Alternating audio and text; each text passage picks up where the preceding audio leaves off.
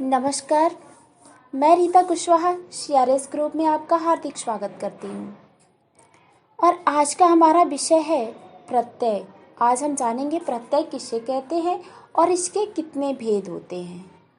प्रत्यय जो शब्दांश शब्दों के अंत में जुड़कर उनके अर्थ में विशेषता या परिवर्तन ला देते हैं वे प्रत्यय कहलाते हैं। प्रत्यय क्या होते हैं? वे शब्दांश जो शब्दों के अंत में जुड़ते हैं और जुड़ने के बाद उन शब्दों में परिवर्तन हो जाता है, उसे हम क्या कहते हैं? प्रत्यय कहते हैं। शब्दांश क्या होते हैं? तो शब्दांश शब्दों के अंश को कहते हैं। शब्दांश क्या होते हैं? तो शब्दों के अंश यानी कि शब्दों के टुकड़े।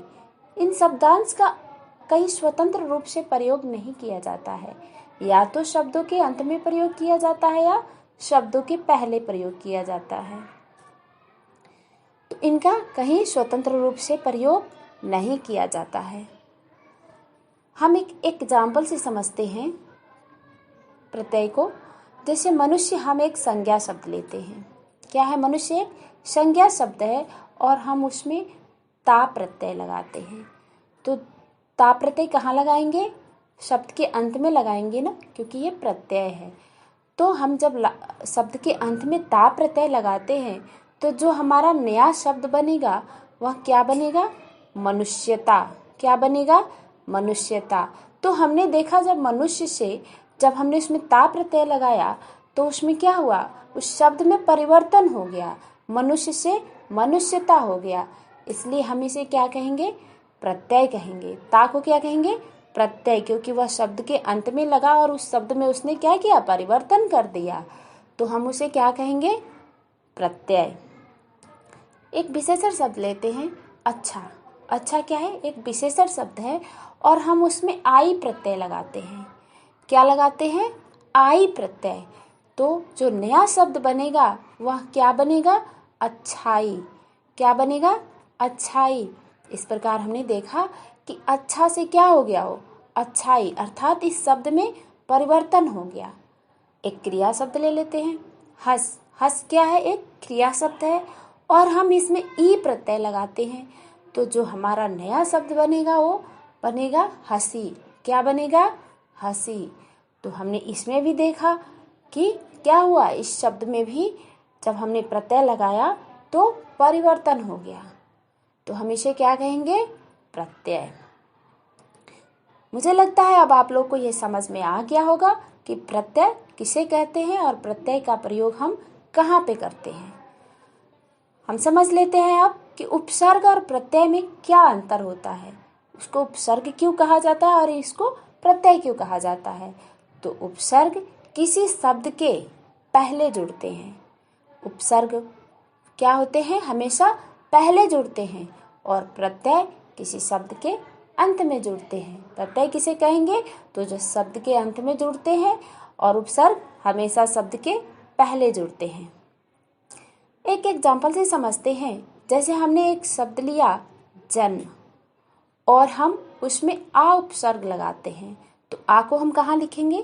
पहले लिखेंगे ना, क्योंकि ये उपसर्ग है।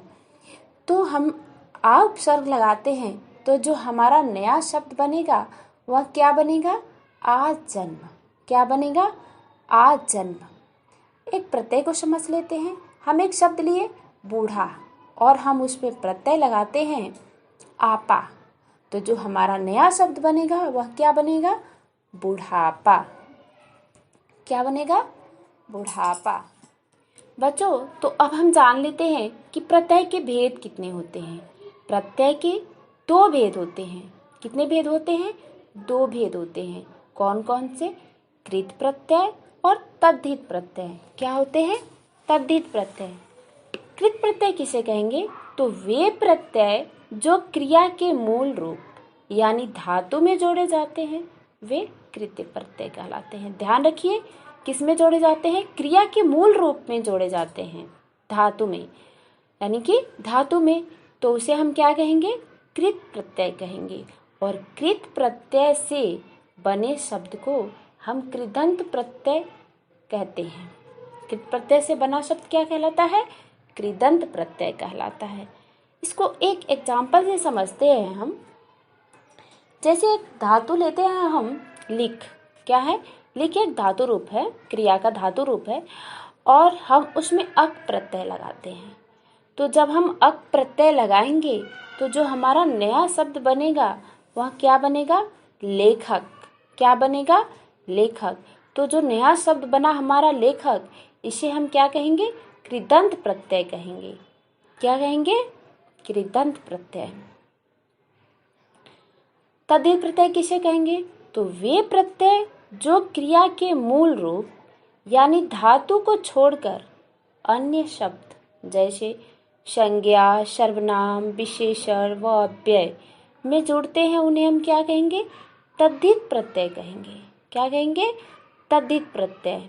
वे प्रत्यय जो क्रिया के मूल रूप यानी धातु को छोड़कर अन्य शब्दों संज्ञा, सर्वनाम, विशेषण व अव्यय में जुड़ते हैं, तद्धित प्रत्यय कहलाते हैं।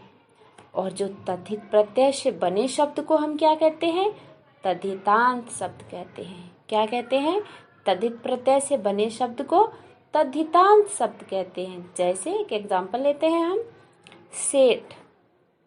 क्या है, सेठ। और इसमें हम आनी प्रत्यय लगाते हैं। क्या लगाते हैं, आनी प्रत्यय लगाते हैं। तो हमारा जो नया शब्द बनेगा क्या बनेगा, सेठानी। क्या बनेगा, सेठानी। तो हम इसे क्या कहेंगे, तद्धित प्रत्यय। और जो नया जो हमारा शब्द बना है सेठानी, उसको हम क्या कहेंगे, तद्धितांत शब्द कहेंगे। क्या कहेंगे, तद्धितांत शब्द। बच्चों अब हम जान लेते हैं कि कृत प्रत्यय और तद्धित प्रत्यय में क्या अंतर होता है। कृत प्रत्यय और तद्धित प्रत्यय में क्या अंतर होता है। तो इन दोनों में अंतर ये होता है कि कृत प्रत्यय धातुओं में लगते हैं। कृत प्रत्यय हमेशा धातु में लगता है और तद्धित प्रत्यय धातु के भिन्न भिन्न शब्दों में लगते हैं, यानी कि भिन्न भिन्न रूपों में लगते हैं। तो वे क्या कहलाएंगे, तद्धित प्रत्यय कहलाएंगे।